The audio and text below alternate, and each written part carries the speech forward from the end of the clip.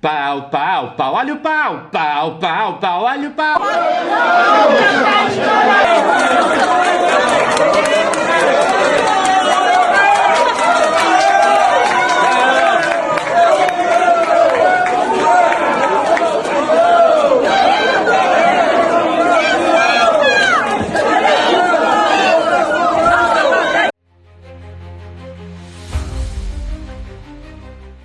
Tá olhando o quê?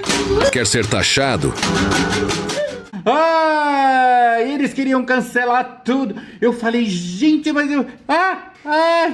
eu falei, gente, mas calma, porque se numa CPMI eles se comportaram assim, imagina na eleição quando não houver a fraude do 1% e que eles vão ser postos pra fora e um monte desses pilantras não vão se eleger. Você já imaginou, porque não tem fraude, você já imaginou o que eles são capazes de fazer? Vamos ter que convocar o Caxias. Caxias, a ordem vai ter que ser restabelecida a qualquer custo. Vocês entenderam o negócio? Tudo pelo sigilo. Agora o Lula é capaz de falar que o Lulinha é filho do Bolsonaro, do amigo dele. Não admito filho meu chafurdando nesse país horroroso. Um país que não vai pra frente nunca. Porque desde os escalões mais altos até o chulé mais reles, é um festival de ineficiência. É esse o seu país. Um jantar onde provavelmente vamos servir um estrogonofe com gosto de acarajé. Com certeza estão festejando uma mesa de 20 pessoas, numa churrascaria, com todo mundo cantando e berrando e falando alto, como se faz no Brasil, não é? 130 milhões. Não tem outra solução. E pode ter certeza que se cortassem a mão desse pessoal em praça pública, diminuía o índice de violência nesse país. Eu não sei como é que vocês conseguem viver nesse país. Realmente não entendo. Que mulherzinha brava esta! E uma tempestade que vinha se formando com a informação de que ex-dirigentes do INSS iriam delatar o Lulinha desabou de vez quando a CPMI quebrou os sigilos bancários e fiscal do rapaz. A pauta está aprovada. A pauta está aprovada.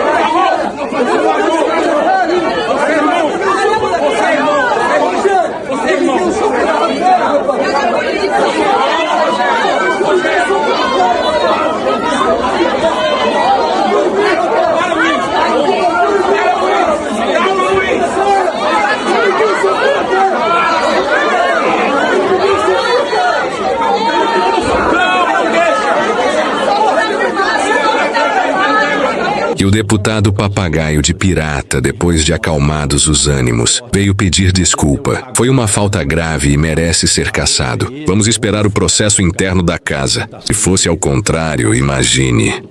Vossa Excelência viu, eu realmente atingi o deputado, não vou mentir aqui, e eu atingi, peço desculpas, e o fiz no momento em que fui também empurrado, e Vossa Excelência viu, todos viram, que eu caí no chão e também fui agredido. Não vou ficar aqui choramingando, mas eu fui empurrado e caí no chão. Eu realmente atingi o deputado quando eu fui reagir. Se pegou no rosto do deputado, eu peço desculpas, não era a minha intenção, mas eu fui empurrado e aqui caí, todos viram. Todos viram, eu caído ao chão e pedindo para ser levantado, e com deputados me ameaçando. Então, eu queria só relatar isso, pedir desculpa ao deputado Lima por ter atingido, mas dizer que não foi por querer, e eu reagi quando estava sendo empurrado. Ele faz de tudo para aparecer, mas o pessoal não lembra muito dele, não. Eu não fui interrompido nem pelo presidente, ninguém interrompeu ninguém. Ninguém interrompeu. Ok, mas então é óbvio. Um pedido feito à Procuradoria-Geral da República pelos deputados Lindbergh Farias e também um segundo deputado que me escapa aqui o nome. Você é tão insignificante que eu nem... Já o Zé Ruela e marido da Gleise Bonita, Lindbergh Faria, burro igual a uma porta, basicamente confessou o crime. É óbvio que se ele voltasse para o Brasil, Alexandre Moraes, a pedido nosso, ia confiscar o passaporte dele. E ele não poderia voltar aos Estados Unidos para continuar sua trama golpista. Inclusive, ontem você trouxe que o Lula tem aí uma nova rodada de viagens internacionais, mas a gente fica pensando também sobre as visitas dele ao Estado. Há pouco a gente trouxe uma reportagem dizendo que ele tem ignorado a agenda do candidato Rogério Correia, que é candidato à Prefeitura de Belo Horizonte.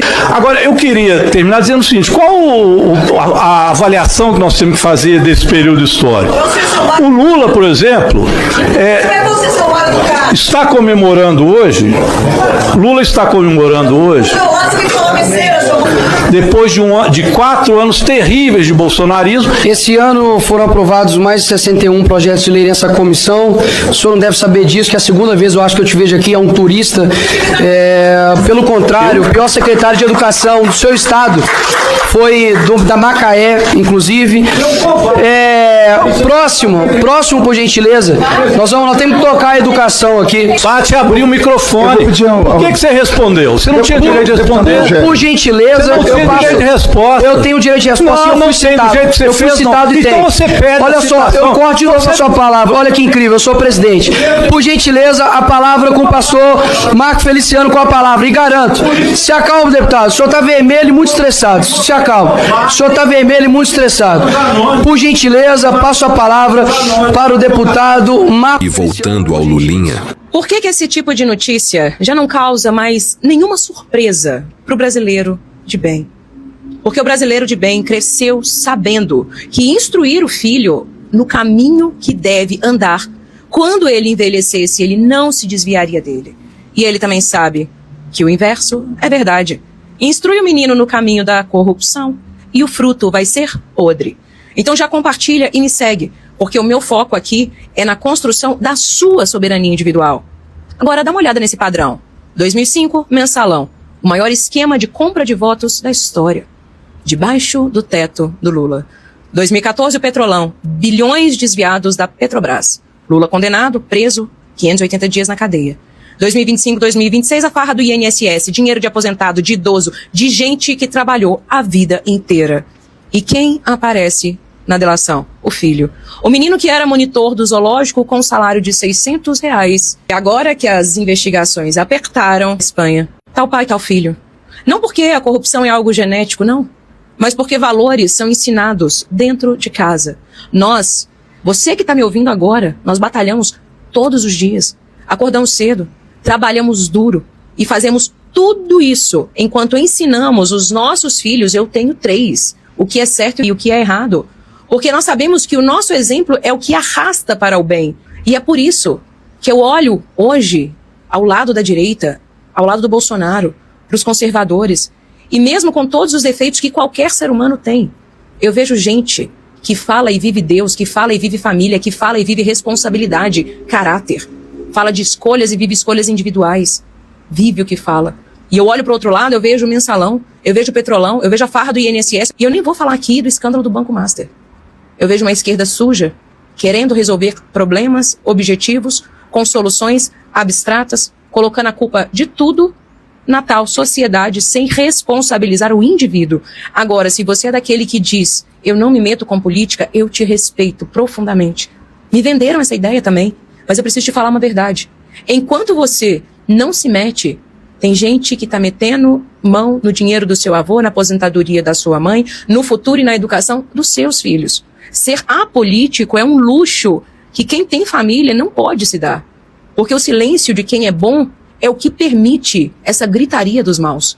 Compartilhe esse vídeo, porque dia 1º de março eu quero te encontrar lá na Paulista, às 14 horas, para dar um basta no que estão fazendo com a gente. Tem algo por trás dessa pancadaria que aconteceu na CPMI do INSS que eu tenho certeza que ninguém vai te explicar. Mas é claro, pega a pipoca, segue o Rony que eu vou te contar tudo. A direita consegue a quebra de sigilo de Lulinha em votação termina em pancadaria no Senado. Bom, a pancadaria tá aqui, ó, dá uma olhada.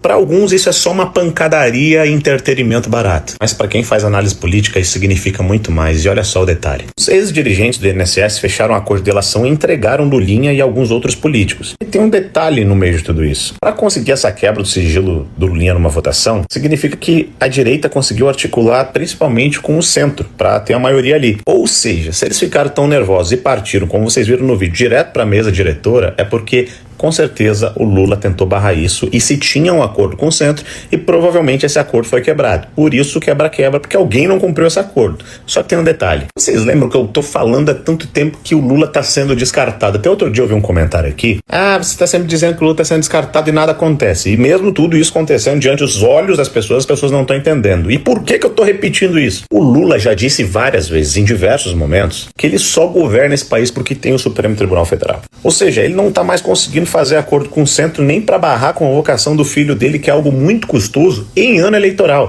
E o filho do Lula já foi delatado, o filho do Lula tá fora do país, já teve deputado que pediu para ele ser preso, para Interpol, enfim, tá uma loucura. E ele tá tentando segurar isso de todas as formas, mas aí não conseguiu o acordo no Senado e nem na CPMI do INSS. E para piorar a situação dele, o ator do caso é o André Mendonça. O André Mendonça, o mesmo do TSE, o mesmo do caso do Banco Master. Provavelmente agora eles vão entrar de todas as formas judicialmente para impedir, pro STF impedir que tenha essa quebra de sigilo do filho do Lula. Só que, repito, o Lula dizia, eu só governo porque tem esse STF, não sei o que. Só que teve um detalhe. Teve um cara aí que fez uma denúncia no início do ano, do Banco Master, um caso que estava indo por água abaixo, e por causa dessa denúncia, esse caso reacendeu, já derrubou um monte de ministro do Supremo, que tirou a relatoria da mão do Toffoli e também caiu na mão do André Mendonça. E hoje o Supremo Tribunal Federal e o sistema estão mais preocupados em se proteger do que ficar atacando e perseguindo bolsonaristas, por exemplo. Vocês lembram desse cara que fez isso? Pois é. O sistema ficou contra a parede e tá tudo caindo na mão do André. E se caiu na mão do André, o Lula acha muito difícil que consegue segurar agora essa quebra de sigilo em ano eleitoral, onde o próprio Centrão vota junto para quebrar o sigilo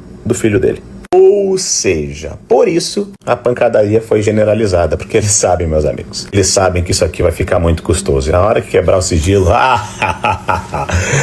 Lulinha, vai ficar ruim pra você. Pois bem, eu venho avisando isso pra vocês há tanto tempo, e por outro lado a gente vê o Flávio que tá só crescendo nas pesquisas, trabalhando, ficando quieto e não entrando nesse tipo de escândalo e desgaste. Porque quando você coloca o sistema contra a parede, amigão, quando você tira o mecanismo que protege o bandido, som de polícia.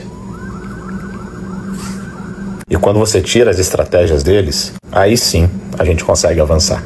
E eu sou o Rony Gabriel, pré-candidato a deputado federal pelo estado do Rio Grande do Sul, e sou o cara que denunciei o Banco Master e, bom, o resto da história você já sabe.